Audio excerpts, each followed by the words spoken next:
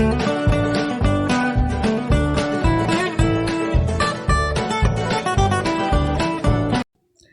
guys! Welcome back to my YouTube channel. And for today's video, alam kong hindi naman lahat ng nagre-review is afford yung review center. Like nasabi ko sa previous vlog ko na hindi naman tayo lahat is biniyayaan ng financial support and financial capability na makapag-review center. Lalo na ngayon kasi yung mga review center ngayon is medyo pricey na siya. Pero worth it naman siya kasi madami ka namang matututunan at for sure magagamit mo siya sa board exam mismo.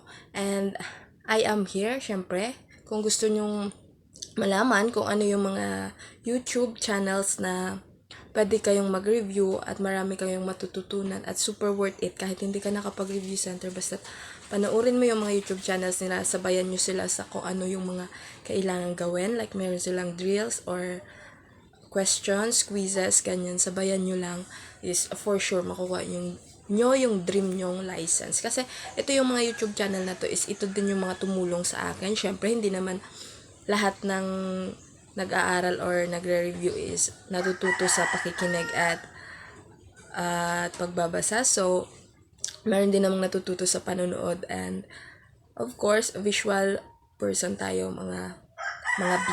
So, pag mahuli ang lahat, simulan na natin. So, the first one is the CBRC, Online Review Center. Meron silang online and meron silang YouTube channel. Meron din silang live stream sa Facebook. Abangan nyo na lang.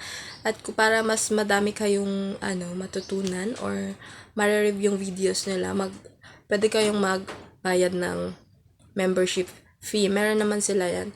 Nakalagay naman doon yung mga videos. Mga longer videos yung naka-membership nila, guys. Kasi so, nagbabayad sila ng lecturer, kaya ganyan. So, worth it din naman. Mura lang din siya, promise. So, better check nyo yung channel nila. And then, the next one is the Gurong Pinoy. Sa Gurong Pinoy, meron din naman silang live stream sa Facebook, pero mga limited lang siya, guys. And then, better na mag-enroll kayo sa kanila. Sobrang, naman sila, price. Hindi naman sila ganun mahal, as in, super affordable siya, guys. Doon nag-review yung dalawa kong friend. And, ngayon, sana magiging worth it yung pag-review nila and alam kong papasa sila. At lahat ng nag-review at lahat ng, kahit hindi nag-review, basta lahat ng nag-take ng board exam, advance congratulations. And then, sa Gurong Pinoy naman is, back to the topic tayo. Sa Gurong Pinoy, meron naman silang YouTube channel and then pwede kang doon manood kasi sobrang galing ni Coach Mike mag-lecture, promise.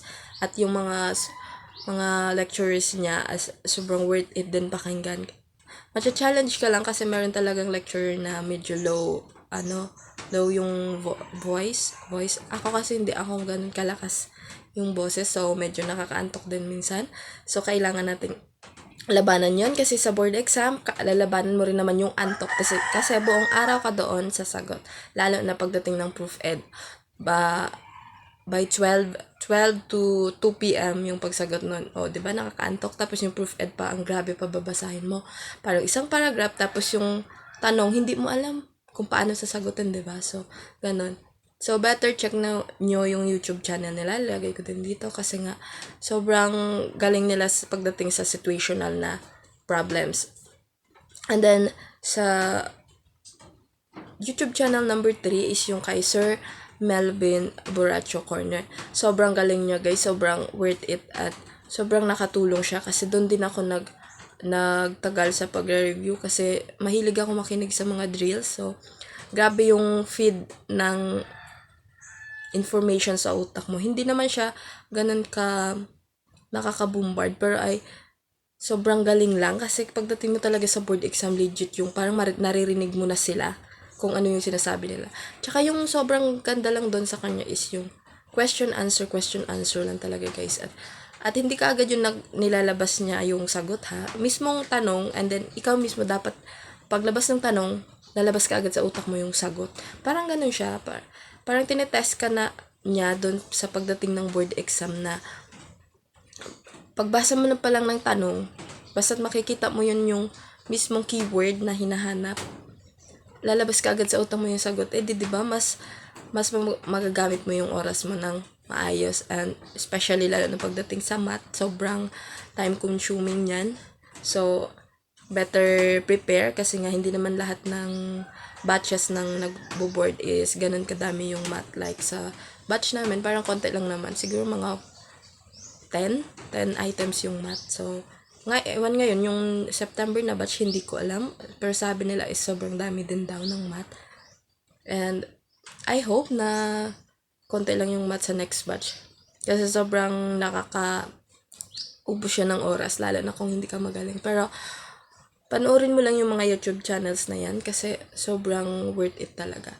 At yung mga nire-recommend kong YouTube channel na yan, yung tatlo na yan, tatlo lang muna. Kasi tatlo pa lang naman yung alam kong super nakakatulong. Hindi naman sa ina-underrated yung ibang YouTube channel ha, pero hindi ko pa kasi sila na-discover. Malay mo, meron silang ibang techniques at aaralin ko din naman yun para at least may isa-suggest ako sa inyo. And para mas mapadali yung pagre-review ninyo. I'm sorry. And I hope makakatulong sa inyo yung mga YouTube channel na yan. And